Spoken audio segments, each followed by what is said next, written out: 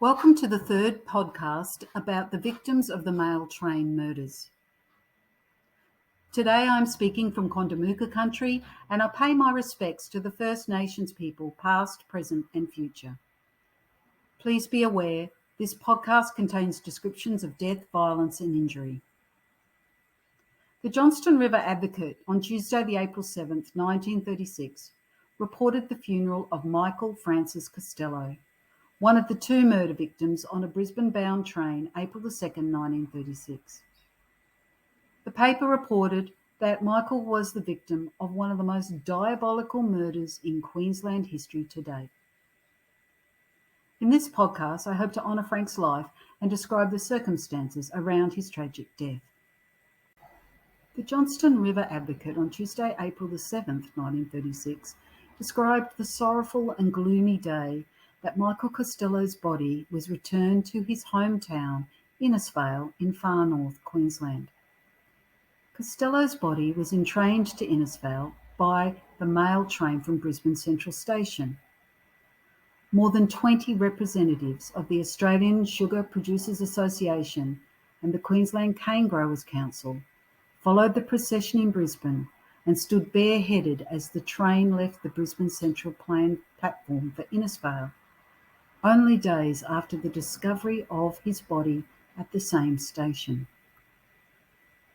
The train's guards van carried glass-encased wreaths as a silent tribute on the 1,318-kilometre journey from Brisbane. Wreaths were added to this tribute at the stations that the train stopped at during the trip. The mail train arrived in Innisfail in the pouring rain. The weather reflected the mood of over 50 family, friends and community members and work colleagues who were assembled on the platform to witness Michael Costello's sad homecoming. There would have been a heady scent of flowers in the wreaths mixed with steam, oil and coal from the train. The casket was made of Queensland timber encased in a canvas covering. Pallbearers reverently carried the casket to the waiting motorised hearse. The cortege proceeded to the Church of Our Lady of Good Counsel. The service was conducted by Father Galway and Father Downey. According to the Johnston River Advocate, quote, "Women sobbed piteously, strong men shed tears when Costello's casket left the church," unquote, and moved through the streets of Innisfail. The casket was followed by 100 red cars, and hundreds of community members lined the streets to witness the procession.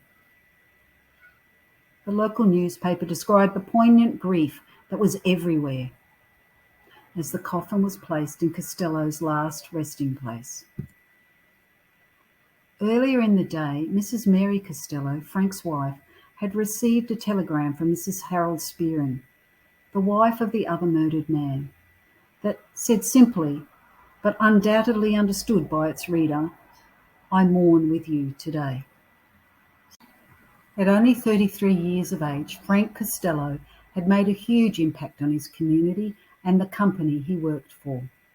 The local bowling club published a tribute to him in the local newspaper, saying that he was, quote, "tactful and considerate, ever refraining from hurting the feelings of his fellow committee members, thus commanding their goodwill and respect," unquote.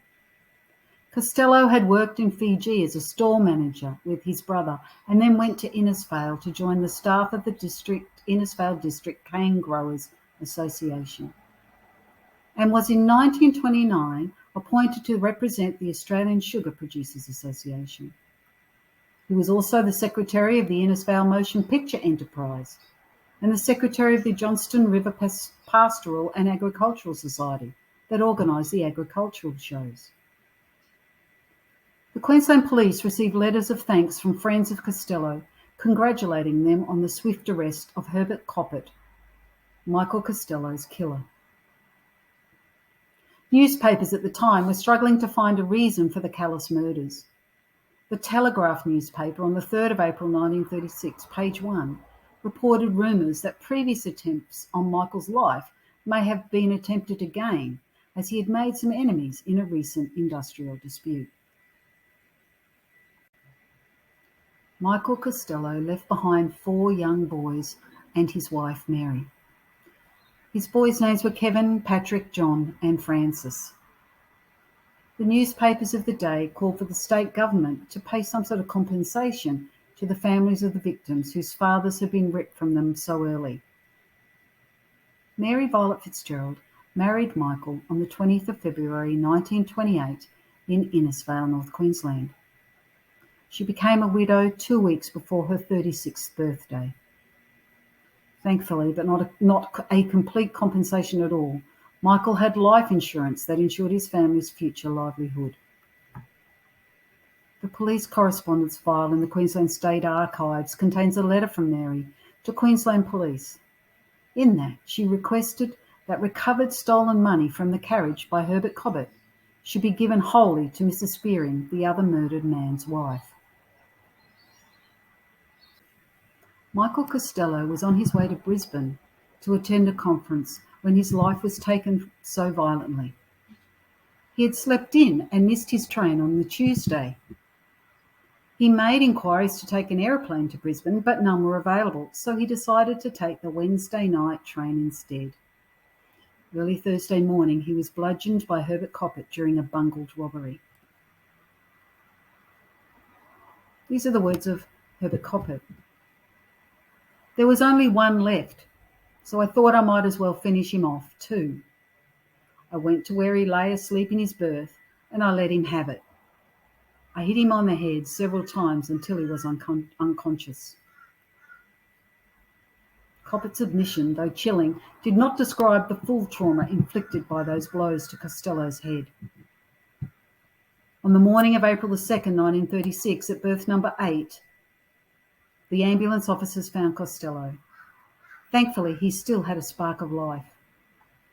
The ambulance officers rendered first aid to Costello, and then police assisted the ambulance officers to ship Costello to the ambulance wagon. Tragically, he died on arrival at Brisbane Hospital just minutes later.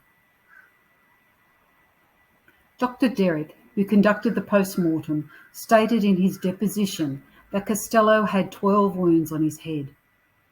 These ranged in size from 1/2 inch to 5/8 of an inch long. His skull was fractured all along the right side of his head. The main fracture measured about 9 inches. Dr. Derrick cut out a piece of the fractured bone to expose much bruising and laceration of the brain. There was bruising at the base of his right thumb. Costello must have raised his right hand to defend himself. Herbert Cobbett was charged with the willful murder of Michael Francis Costello. However, he never faced a jury on this charge. The police prosecutor determined that after Cobbett had been given a life sentence for the murder of Harold Spearing, who was also murdered in the same carriage, there was no need to go ahead with another trial. Rest in peace, Michael Francis Costello, taken too early from his community and family.